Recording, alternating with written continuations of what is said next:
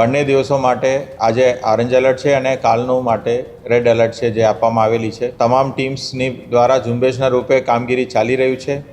એ આંકડાઓ વધવાની શક્યતાઓ રહે છે. સ્ટેટ એમરજન્સી કંટ્રોલમાં રાજ્ય સરકાર સાથે સંકલનમાં રહીને વધારાનું એસડીઆરએફ અને એનડીઆરએફની જરૂર જણાય તો બોલાવવા માટેની પણ તૈયારી. સુરત મહાનગરપાલિકા સંપૂર્ણ એલર્ટ મોડમાં છે, જ્યાં એનડીઆરએફ અને એસડીઆરએફની ટીમોને સ્ટેન્ડ બાય રાખવામાં આવી. વાહનો જે છે તેની તૈયારી દર્શાવી દેવામાં આવી છે, એટલે કે સુરતમાં જો કોઈ આકાશી આફત આવે છે. આખો વિડીયો જોતા પહેલા હજુ પણ અમારી ચેનલને સબસ્ક્રાઇબ નથી કરી તો યુટ્યુબ પર સબસ્ક્રાઇબ કરો અને ફેસબુક અને ઇન્સ્ટાગ્રામ પર ફોલો કરો.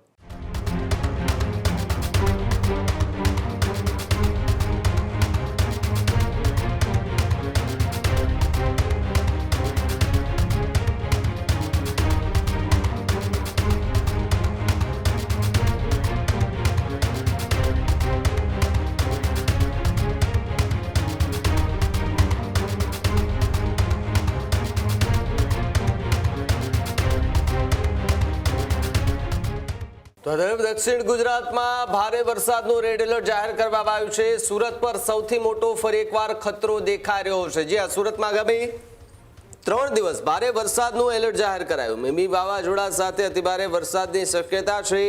આજે ઓરેન્જ એલર્ટ અને આવતીકાલે રેડ એલર્ટ જાહેર કરાયું. સુરત મહાનગરપાલિકા સંપૂર્ણ એલર્ટ મોડમાં છે, જ્યાં એનડીઆરએફ અને એસડીઆરએફની ટીમોને સ્ટેન્ડ બાય રાખવામાં આવી. 155 જોખમી હોર્ડિંગ્સ અને 102 વૃક્ષો હટાવાયા. 100 થી વધુ જોખમી વીજ પોલો પણ દૂર કરવામાં આવ્યા છે. નીચાણવાળા જે વિસ્તારો છે તેમાંથી લોકોને સ્થળાંતર કરવાની તૈયારી પૂર્ણ કરાઈ. જ્યાં ડુમસ સી ફેસ સુરક્ષાના કારણોસર બંધ કરાયો છે.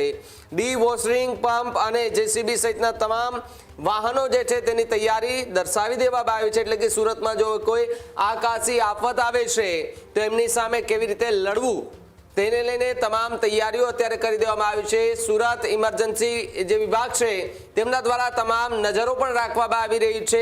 સુરત મહાનગરપાલિકા હાલ તો સંપૂર્ણ એલર્ટ મોડ પર જોવા મળી રહી છે. હવામાન વિભાગ તરફથી આજે 30 તારીખ અને આવતીકાલે 31 તારીખ જુલાઈ મહિનાનું બંને દિવસો માટે આજે ઓરેન્જ એલર્ટ છે અને કાલનું માટે રેડ એલર્ટ છે જે આપવામાં આવેલી છે. એના તકેદારીના પગલાંના ભાગરૂપે ગઈકાલે સાંજથી ઘણા બધા જે પ્રોએક્ટિવ મેશર્સ છે સુરત મહાનગરપાલિકા તરફથી શરૂ કરવામાં આવી દીધેલ છે. એની અંદર ભારે તેજી પવન સાથે ભારે વરસાદની આગાહીનું મળી છે આપણને.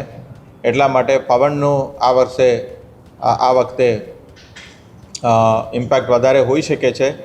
એના તકેદારીના ભાગરૂપે આપણે 155 જેટલા જોખમી હોર્ડિંગ્સ અત્યાર સુધી ઉતારી દીધા છે અને 102 જેટલા નમેલા વૃક્ષોને પણ આપણે કાઢવામાં આવી છે અને 21 જોખમી વીજ થાંભલાઓને પણ આપણે ખસેડવામાં આવેલ છે. 18 જેટલા કામચલાઉ તથા નબળા માળખાઓ દૂર કરવામાં આવેલા છે. એ સિવાય હાઈ માસ્ટ ટાવર જ્યાં પણ છે એની અંદર પણ જે સ્ટ્રક્ચર છે એને સેફ સ્થિતિએ લાવવાનું પણ કામગીરી થઈ ગયું છે.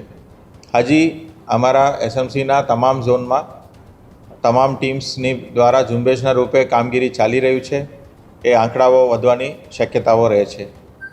એની સાથે સાથે બંગાળની સાઈડમાંથી આ જે ડીપ ડિપ્રેશનનું મૂવમેન્ટ છે એનું અમે સતત મોનિટરિંગ કરી રહ્યા છે.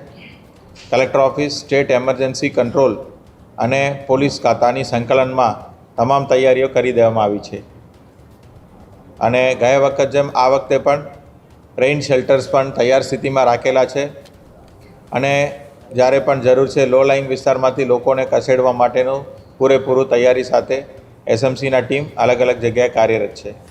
હાલની તબક્કે આપની શહેરની અંદર એક એનડીઆરએફ અને 2 એસડીઆરએફની ટીમ પણ તૈયાર સ્થિતિમાં છે અને જ્યારે જરૂર છે ત્યારે એમને એડવાન્સ લોકેશન ઉપર જ્યાં લો લાઇંગ વિસ્તાર છે, જોખમી વિસ્તાર છે, ત્યાં અડધો કલાકમાં ડિપ્લોયમેન્ટ કરવાની તૈયારી સાથે બધાને ઊભા કરવામાં આવે છે, સ્ટેન્ડ બાયમાં રાખવામાં આવેલા છે. એ સાથે સ્ટેટ એમરજન્સી કંટ્રોલમાં રાજ્ય સરકાર સાથે સંકલનમાં રહીને વધારાનું એસડીઆરએફ અને એનડીઆરએફની જરૂર જણાય તો બોલાવવા માટેની પણ તૈયારી રાખવામાં આવેલી છે. હાલની તબક્કે આજે અત્યારે વરસાદ ચાલુ નથી થઈ, રાત્રે વરસાદ ચાલુ થઈ શકે છે. તો તમામ શહેરના નાગરિકજનોને લોકોને વિનંતી છે કે ઘરમાં સુરક્ષિત રહેવા માટે આપ સૌને વિનંતી કરવામાં આવે છે. અને પવન ભારે તેજીથી થઈ શકે છે, એટલા માટે આપણા જે છત છે એના ઉપર કોઈ સ્ટ્રક્ચર, કોઈ શેડ એવા કઈ વસ્તુ હોય તો એને ધ્યાનમાં રાખીને સુરક્ષિત સ્થિતિએ કરવા માટે તમામને ખાસ વિનંતી છે. અને એસએમસી તરફથી પૂરેપૂરું તૈયારી કરી દેવામાં આવેલું છે.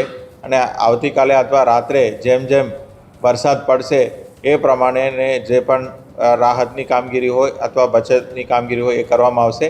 સૌથી પહેલાં એવાક્યુએશન માટે ફોકસ કરવામાં આવશે અને લો લાઇંગ વિસ્તારમાંથી લોકોને રેઇન શેલ્ટરમાં ખસેડવાની તૈયારી કરવામાં આવી દીધેલ છે. ખેડૂત ભાઈઓ છે ખેતરમાં ડ્રોન ઉડાવતા હોય છે ત્યારે આપણે એક પ્રશ્ન સતાવતો હોય છે કે જે આપણે અત્યાર સુધી જીપીએસ ટેકનોલોજીવાળા ડ્રોન વાપર્યા છે, જેથી કરીને મોબાઈલ ટાવર છે અથવા તો હાઈ ટેન્શન લાઇન પસાર થતી હોય, કોઈ વૃક્ષો હોય, ત્યારે જે જીપીએસ ટેકનોલોજીવાળા ડ્રોન છે એમાં ટકરાય અને ટ્રેસ થાય છે.